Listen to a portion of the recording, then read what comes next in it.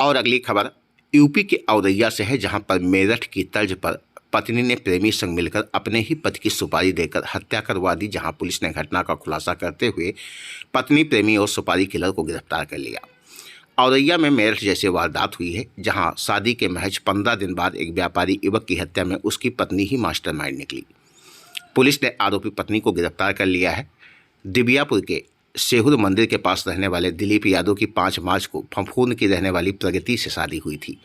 दिलीप की यश Yadav crane service के नाम से घर पर दुकान थी। वो कन्नौज के उमद के पास शाहनगर में हाइड्रा लेकर काम करता था। 19 मार्च को दिलीप काम से वापस लौट रहा था। पटना नहर सराहद के पास होटल पर रुके दिलीप को कुछ बाइक सवार युवक मिले। उन्होंने बम्बे में फंसी कार को हाइड्रा से निकालने की बात कहकर उसे अपने बाइक पर बैठा लिया। इसके बाद दिलीप होटल नहीं लौटा। होटल से लगभग 7 किलोमीटर दूर पलिया गांव के पास ग्रामीणों को वो गंभीर हालत में मिला। उपचार के दौरान 21 मार्च को उसकी मौत हो गई। परिजनों ने अज्ञात लोगों के खिलाफ रिपोर्ट दर्ज कराई।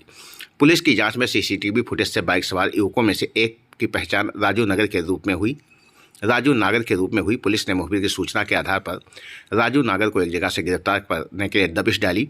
उस वक्त वहां पर 2 लोग मौजूद मिले, जिनकी तलाशी लेने पर पुलिस के पास से उनके तमंचे बरामद किए गए। इनमें से एक का नाम राजू नागर, दूसरे का नाम अनुराग उर्फ बबलू था। पुलिस ने इन लोगों के मोबाइल की जांच की तो पता चला अनुराग उर्फ बबलू और मृतक दिलीप की पत्नी प्रगति यादव के अवैध संबंध 4 साल थे। 4 साल से थे। प्रगति की शादी मृतक दिलीप से 5 मार्च को हुई थी। प्रगति इस शादी से खुश नहीं थी, अतः अनुराग और प्रगति ने दिलीप को रास्ते से हटाने के लिए एक प्लान बनाया और प्रेमी अनुराग को पत्नी प्रगति ने 1 लाख रुपये दिलीप को मरवाने के लिए दिए, जिस पर अनुराग ने राजू नागर से संपर्क किया। दिलीप की हत्या की सुपारी सौदा 2 लाख में तय हुआ, जिस पर एडवांस के तौर पर 1 लाख रुपये प्रेमी अनुराग ने राजू नागर को दिए। इस दौरान प्रेमिका प्रगति लगातार इन लोगों के संपर्क में रही और उन्हें पति दिलीप की लोकेशन देती रही। जब वो 19 तारीख को अपने घर वापस आ रहा था, तभी सहर थाना क्षेत्र के होटल पर रुका, जिस पर कुछ लोग अपनी गाड़ी को खाई से निकालने के लिए हाइड्रा लेकर साथ में चलने को कहे। बाद में वो लोग दिलीप को बाइक से बम्बा के किनारे ले गए और जहां पर उसको मरणासन कर दिया और फरार हो गए। इसकी सूचना पुलिस को मिली तो उन्होंने उसे अस्पताल में भर्ती कराया, जहां से उसे हायर सेंटर ग्वालियर रेफर किया गया। इलाज के दौरान उसके सिर में एक गोली भी लगी हुई थी। 21 तारीख को उसने दम तोड़ दिया। ऑपरेशन त्रिनेत्र के लगाए गए सीसीटीवी में से 2 बाइकों में से एक युवक को आते जाते देखकर पुलिस ने सीसीटीवी फुटेज के आधार पर राजू नागर को पहचान लिया और मुखबिर की सूचना पर कातिल राजू नागर की गिरफ्तारी के लिए दबिश दी। किस तरीके से लोगों को पकड़ा गया?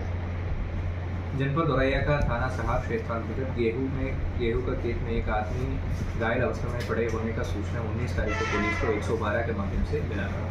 सूचना मिलने पर तुरंत ही पुलिस मौके पर पहुंचकर घायल व्यक्ति को तुरंत इलाज के लिए हॉस्पिटल भेजा गया था, जहां पर उनका पहचान दिलीप यादव का हुआ है, जो हाल में दिव्यापुर में रहता था और मूलतः मैनपुरी के रहने।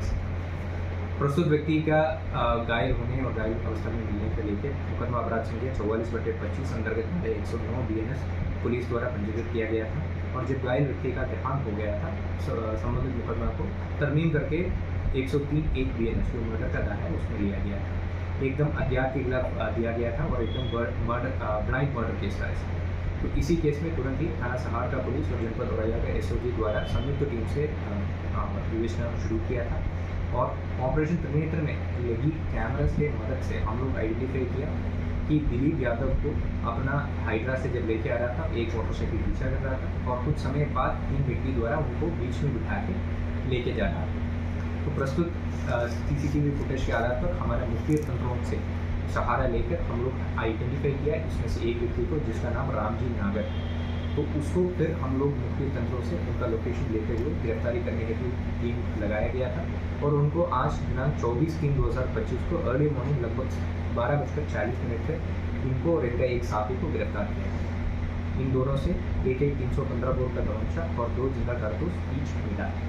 पूछताछ करने पर यह पता चला उनका सहयोगी जो साथ में था, उनका नाम अनुराग यादव, जो कि मृतक दिलीप यादव का पत्नी प्रगति यादव का सेम गांव का रहने वाला है और प्रगति यादव से लगभग 4 वर्षों से उनका प्रेम प्रसंग चल रहा था।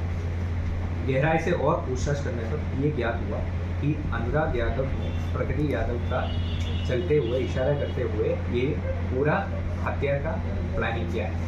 प्रगति यादव और अनुराग यादव के बीच में गहराई से प्रेम प्रसंग था और साथ में रहने के लिए अपना पति को रास्ते से हटाने के लिए अनुराग को प्रगति ने 1 लाख रुपए भी पहले दिया था और अनुराग यादव ने राम जी के साथ 2 लाख रुपए में सौदा किया था कि इनको हत्या करें। इसी तहत जो घटना के दिनांक है 19 तारीख को व्हाट्सएप कॉल के माध्यम से प्रगति यादव द्वारा अपना पति का लोकेशन भी अपना प्रेमी को पास ऑन किया था, जिसको आगे चलते हुए अनुराग ने जो दूसरा राम जी है उनको बताया था और उन लोग पीछे लग के ये मर्डर किया था। इस विषय पे और कुछ लोगों को पुलिस द्वारा आइडेंटिफाई किया गया है, जिसका नाम अभी गोपनीयता के कारण हम लोग पब्लिक में नहीं बताया जा रहा है। इसके अलावा भी और कोई लोग इसमें इन्वॉल्व हैं, कॉन्स्पिरेसी में और कोई इन्वॉल्व है, इसका भी जांच किया जा रहा है।